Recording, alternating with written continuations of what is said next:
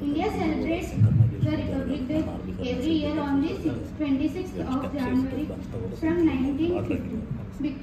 Because at this India was declared as the Republic country as well as Constitution of India came into force after independence of long years of struggle.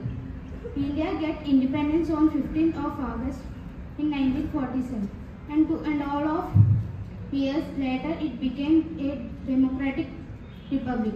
Republic Day in India has great importance in the history as it tells. हम 76वां भारतीय गणतंत्र दिवस मना रहे हैं।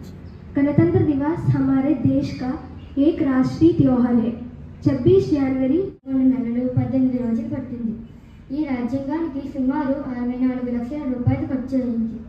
భారత రాజ్యాంగం పిత అయినటువంటి డాక్టర్ బిఆర్ అంబేద్కర్ గారి అధ్యక్షతన 7 సభ్యులతో కూడిన మసాయిదా కమిటీని ఏర్పాటు చేశారు।